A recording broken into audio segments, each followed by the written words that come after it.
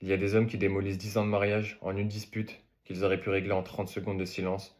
Des hommes qui perdent clients, chantiers, même équipe, non pas par manque de compétences, mais simplement parce qu'ils ont explosé au mauvais moment. Des mecs qui s'effondrent en 2 minutes au lit avec la femme qu'ils s'étaient promis d'impressionner depuis des semaines. Trois profils, un point commun. Ce sont les émotions qui signent à leur place. Et ils appellent ça être sensible. Ce n'est pas de la sensibilité, ce sont des hommes qui cèdent à la pression, qui cèdent à leurs émotions et qui n'ont jamais appris à tenir la barre. Aujourd'hui, pas de cadeau, on va parler de comment arrêter de subir ces émotions et de commencer à les commander.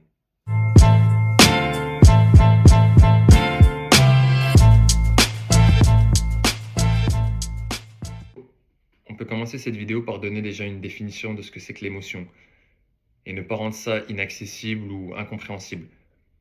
Une émotion, c'est une énergie, rien de plus, rien de moins. C'est comme de l'électricité dans une maison, elle peut allumer toutes les pièces, faire tourner tout un foyer ou tout faire cramer si le compteur lâche.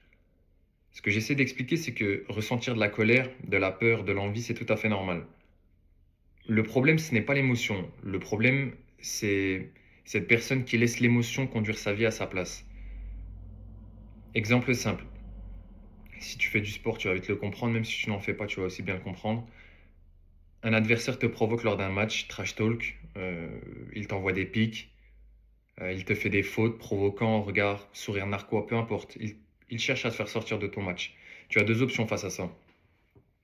Tu mords à l'hameçon. Euh, Tu prends un carton, tu sors du match, ton équipe perd. Deuxième option, tu l'ignores, tu continues, tu restes focus et tu marques le but qui compte. Ce qu'il faut comprendre, c'est que celui qui explose fait le boulot de son adversaire à sa place. Le mécanisme, il est simple. L'émotion, c'est un signal. C'est pas un ordre d'exécution. On va reprendre la scène sur le terrain avec le sportif qui perd le contrôle. L'adversaire te provoque, on décortique. L'adversaire te provoque. La colère monte, le signal, manque de respect, injustice. Jusque-là, tout est normal. Tout est normal. Le problème commence si tu confonds le signal et l'ordre. Une personne pas consciente de ce mécanisme, une personne qui n'a jamais eu à faire face à cela, un peu comme les enfants, au final, on peut voir que les enfants ils réagissent vite. Chez lui, il va ressentir la provocation, il va répondre, manque de sang-froid, zéro filtre entre le ressenti et l'action. Il obéit à l'émotion comme un chien obéit à son sifflet. Un mec conscient, lui, il va mettre un sas entre les deux. C'est-à-dire qu'il va ressentir la même colère, la même intensité, la même envie de frapper cet homme qui le provoque, mais il va identifier le signal. Ok, qu'est-ce que je fais de ça? Il reste concentré, il canalise son énergie, il la remet dans le match, ce qui va permettre à la fin du match de mettre le 3 points, ce qui va permettre à la fin du match de marquer ce but. La différence physique, elle est là. Ton corps, dans tous les cas, va réagir de la même manière. Mais mets ce sas, parce que ce sas, cette fraction de seconde, hein, c'est ça qui sépare un homme qui subit ses émotions d'un homme qui les traverse et garde le contrôle. Je vais te demander un exercice simple, quelque chose très facile. La prochaine fois que tu t'énerves, la prochaine fois que tu ressens de la honte, la prochaine fois, peu importe en fait l'émotion, tu vas le ressentir. Je veux que tu sois conscient et que tu remarques quels muscles se contractent chez toi. Tu verras que je vais te le dire déjà, mais tu verras que ton plancher pelvien va se contracter. Tu verras que c'est comme si ton corps savait, ton corps te disait, attention, il y a une énergie à transmuter. Attention, cette énergie-là, il faut qu'elle transmute si tu ne veux pas péter les plombs, si tu ne veux pas exploser en plein vol. Donc, c'est très simple.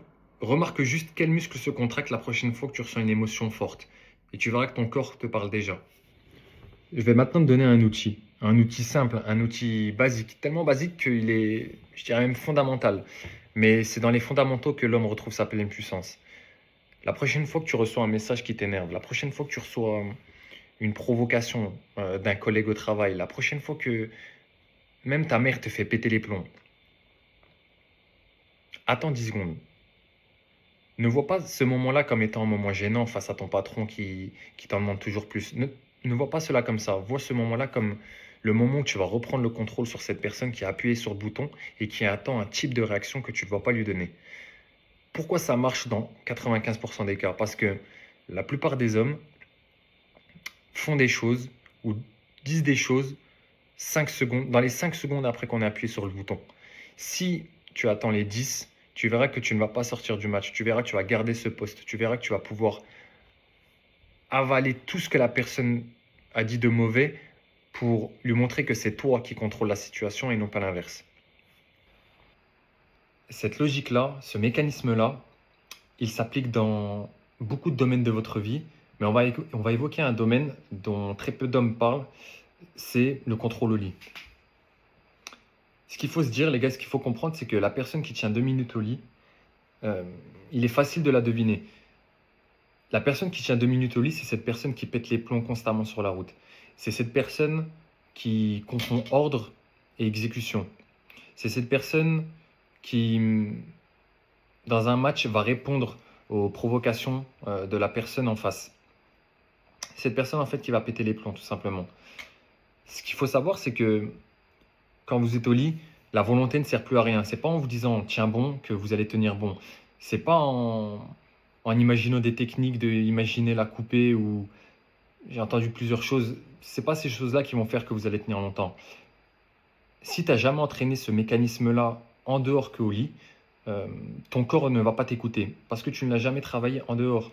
Le contrôle se prépare avant et non pas pendant. Si tu y vas en disant que tu vas tenir peut-être pendant parce que tu vas faire cette technique ou ça ne va pas marcher. C'est avant que le match se prépare.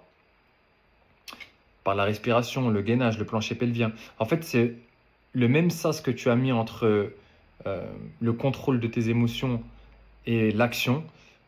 Ce même sas que tu retrouves sur le terrain, tu sens monter l'énergie, l'émotion, tu la régules, tu restes maître au lieu de subir. C'est ce même principe que tu dois appliquer au lit. On va faire un petit lien avec la vidéo qui a été faite la semaine dernière sur la souveraineté et dire que le contrôle commence pas par ton compte en banque, mais il commence par ta tête. Tu ne contrôles pas ton corps si tu ne contrôles pas ta colère. Tu ne contrôles pas ton corps non plus si tu ne contrôles pas la tension qui monte. Tu ne contrôles pas ton discours si tu ne contrôles pas ta peur.